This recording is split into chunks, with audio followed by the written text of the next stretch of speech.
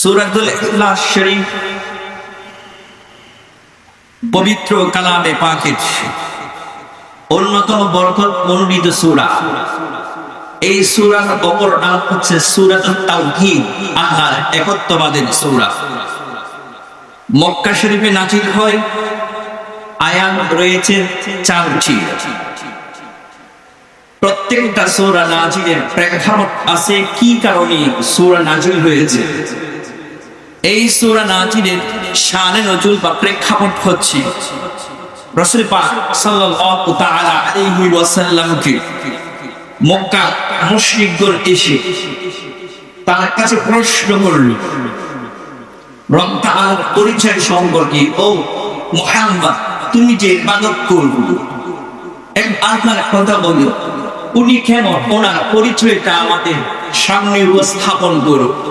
রাসূল পাক সাল্লাল্লাহু তাআলা আলাইহি ওয়াসাল্লামের কাছে যখন মুশরিকগণ প্রশ্ন করলেন, এই হাদিস শরীফটি উমাইর ইবনে কাব রাদিয়াল্লাহু তাআলা আনহু হতে বর্ণিত, যেটা তাফসীর ইবনে কাসির 8ম খণ্ডে 490 পৃষ্ঠায় উল্লেখ করেছেন। আন উমাইর ইবনে কাব রাদিয়াল্লাহু তাআলা أن المشركين قالوا للنبي صلى الله عليه وسلم يا محمد انصر لنا ربك فأنزل الله تبارك وتعالى قل هو الله أحد। মুশরিকগণ এসে রাসূলুল্লাহকে প্রশ্ন করল, ও মুহাম্মদ, উনসুর, আপনি আমাদেরকে পরিচয় দিন, বর্ণনা করিয়ে দিন। লানা রাব্বা, আপনার রবকে, আপনার প্রতিপালককে, ওনার পরিচয়টা আমাদের জানিয়ে দিন। তখন আল্লাহ ওনার পরিচয়টা দিয়ে রাসূল পাক সাল্লাল্লাহু আলাইহি ওয়াসাল্লামের উপর সূরাতুল ইখলাস শরীফ 4টি আয়াত বিশিষ্ট আল্লাহ পরিচয়, আল্লাহ তাওহীদ, রুবুবিয়ত, একত্ববাদ, আল্লাহর গুণগান একসাথেই এই 4টি আয়াতের মাধ্যমে বর্ণনা করে দিলেন রাসূল পাক সাল্লাল্লাহু আলাইহি ওয়াসাল্লাম। মুশরিকদের সামনে আল্লাহর পরিচয় তুলে ধরলেন আল্লাহর বাণীর মাধ্যমে। অপর শানে নজুল রাসূলুল্লাহ প্রাণপ্রিয় সাহাবী হযরত জাবর ইবনে আব্দুল্লাহ রাদিয়াল্লাহু তাআলা হতে বর্ণিত, এক আরবি মেয়ে রাসূলুল্লাহর কাছে আসলো। আসার পর প্রশ্ন করল, ফাকালা উনসুব ইয়া রাসূলুল্লাহ, উনসুব লানা রাব্বাক, আপনার রবকেও।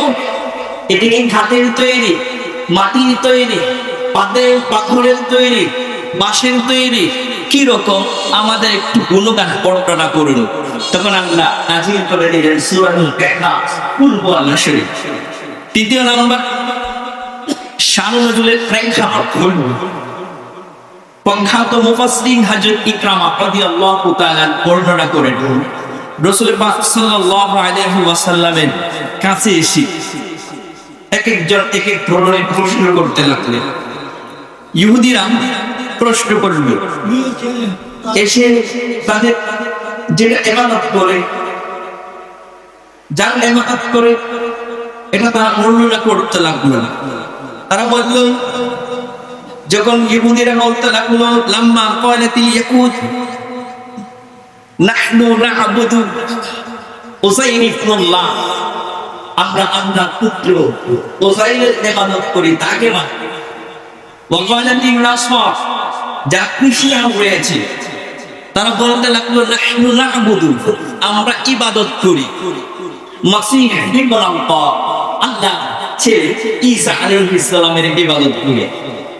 অগ্নি উপাসক যারা রয়েছে, ওয়াকালাতিল মাজুস, অগ্নি উপাসক যারা রয়েছে, তারা বলতে লাগলো নাহনু না'বুদু শামসা ওয়াল কমার, আমরা চাঁদ সূর্যের ইবাদত করি, পূজা করি।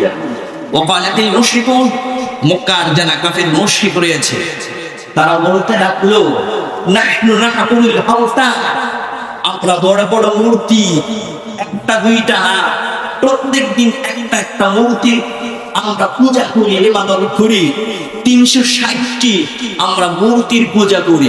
তখন রাসূলুল্লাহ দরবারে জিবরাইল আমিনের মাধ্যমে রব্বুল আলামিন, এই যে যারা ইহুদি, এই তোমরা উযাইর ওনার ইবাদত করা যাবে না, আল্লাহর পুত্র বলা যাবে না, এই খ্রিস্টানরা ঈসাকে আল্লাহর পুত্র বলা যাবে না, মরিয়মকে আল্লাহর স্ত্রী বলা যাবে না। ও গণু উপাসক, চাঁদ সূর্যের স্রষ্টা হলো আল্লাহ, চাঁদ সূর্যের পূজা করা যাবে না। ও মক্কার কাফের মুশরিকরা, পূজা কোন মূর্তির পূজা করা যাবে না, 360টি মূর্তির পূজা করা যাবে না। فأنزل الله تبارك وتعالى على محمد صلى الله عليه وسلم قل هو الله أحد। আল্লাহ নাজিল করে দিলেন ইবাদত করবে একমাত্র আল্লাহ। হাবিব আপনার জানান মোবারক দিয়ে একটু বলে দিন আমি আল্লাহ এক। আল্লাহু সামাদ, আল্লাহ অমুখাপেক্ষী, কোনো কিছু করার সময় তার হেল্প নিতে হয় না। আল্লাহ কারো মুখাপেক্ষী নয়, কোন সৃষ্টির মুখাপেক্ষী নয়, স্রষ্টা যিনি। আল্লাহ তাআলার পরিচয় 4টি আয়াতের মাধ্যমে তুলে ধরলেন। আল্লাহ রাসূলের সাহাবী হযরত আবু হুরায়রা রাদিয়াল্লাহু তাআলা বর্ণনা করেন, রাসূলুল্লাহ ইরশাদ করেছেন, লিকুল্লি শাইইন নিসবা, প্রত্যেক কিছুর একটা পরিচয় রয়েছে। ওয়ালিসবাতুল্লাহি তাবারাক ওয়া তাআলা, আল্লাহ রাব্বুল আলামিনের পরিচয় নিসবত হলো কুল হুয়াল্লাহু আহাদ আল্লাহুস সামাদ লাম ইয়ালিদ ওয়া লাম ইউলাদ ওয়া লাম ইয়াকুল লাহু কুফুয়ান আহাদ। বিশ্বের মানুষ শোনো, প্রত্যেকের পারিবারিক পরিচয় রয়েছে, প্রত্যেকের একটা সামাজিক স্ট্যাটাস আছে, প্রত্যেকের একটা ব্যক্তিগত পরিচয় আছে। রব্বুল আলামিন পরওয়ারদিগার তার পরিচয় নিলেন কোরআনের বাণীর মাধ্যমে। আমি রব্বুল আলামিন, আমি আল্লাহ এক, অদ্বিতীয়, আমি কারো মুখাপেক্ষী নয়, আমি কারো থেকে জন্ম গ্রহণ করি নাই, কাউকে জন্ম দিই নাই, আমার সমকক্ষ কেউ নাই। রব্বুল আলামিন কোরআন পরিচয় দিয়ে দিলেন। কারণটা কি? আল্লাহ রব্বুল আলামিন কোরআনে আয়াতে বলেছেন আহাদ, এই আয়াতে বলেছেন কুল হুয়াল্লাহু আহাদ। অমর আয়াত বলেছেন রব্বুল আলামিন পরওয়ারদিগার আলম ইলাহু ওয়াহিদ। আহাদ এবং ওয়াহিদ বলার কারণ কি? ওয়াহিদ অর্থ হচ্ছে এক, এরপর কাউন্টার 2 বলা যায়। মক্কার মুশরিকরা একটা দুইটা না 60টা মূর্তি লাখ মানাত পূজা বল মূর্তির কথা কোরআনে বর্ণিত হয়েছে। প্রতিদিন একটা মূর্তির তার পূজা করত। এইভাবে 360টি মূর্তির পূজা তারা শুরু করে দিল। রব্বুল আলামিন ঘোষণা করে দিলেন, আমি রব্বুল আলামিন 360 নয়, ইলাহুকুম ইলাহু ওয়াহিদ। প্রত্যেক দিনে তার একজনের ইবাদত চলবে, প্রত্যেক সময় একজনের ইবাদত চলবে, প্রত্যেকটা মুহূর্তে একজনের উপাসনা করা যাবে। 360টি নয়, এগুলো তোমাদের ব্যক্তিহীন, তোমাদের মন গড়া, তোমাদের বানানো। রব্বুল আলামিন পরিচয় দিলে 360টি মুক্তি বাদ দাও, আমি আল্লাহ এক, আল্লাহর ইবাদত করো। দ্বিতীয়ত আল্লাহর পরিচয় দিলেন, যখন এক আল্লাহ মানে নিলেন, রব্বুল আলামিন পরিচয় দিলেন 360 থেকে যখন এক আল্লাহকে মেনে নিল, আল্লাহর পরিচয় দিল কুল হুয়াল্লাহু আহাদ, আমি আল্লাহ এক, অদ্বিতীয়, আমার কোনো গণনা নাই, 1 2 3 সিরিয়াল মেইনটেইন করে কাউন্টেবল নয়। আমি রব্বুল আলামিন অদ্বিতীয়, যার কোনো দ্বিতীয় নাই, তিনি হলেন অদ্বিতীয় একক আল্লাহ। রব্বুল আলামিন তার পরিচয় তুলে ধরলেন কোরআনের মাধ্যমে। রব্বুল আলামিন পরওয়ারদিগার আলম বিশ্বের মানুষের কাছে তার তাওহীদের বাণী, তার রিসালাতের বাণী পৌঁছে দিলেন তার হাবিবের জবান মোবারকের মাধ্যমে। এই সূরাতুল ইখলাস, সূরাতুল তাফসীর, সূরাতুল তাওহীদ, এই 4টি আয়াতের মাধ্যমে আল্লাহর গুণগান কোরআনের ভাষায় বর্ণনা করেছেন। পর করে বলুন সুবহানাল্লাহ। বুঝে নিন আল্লাহ, এখানে 4টি বড় আলিফ লাম লা হা, 4টি বড়।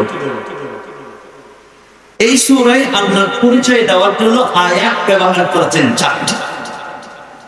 আল্লাহ আপনার এত সুন্দর না, ইসমে জালাল, এত চমৎকার না, যেটাকে বিভাজন করলে যেখানে একটা একটা শব্দ যদি বাতও দিই, প্রত্যেকটা বর্ণ ইঙ্গিত করে এটাই প্রমাণ করে রব্বুল আলামিন এক। সুবহানাল্লাহ। আল্লাহ চারটি বর্ণ। প্রথম নাম্বার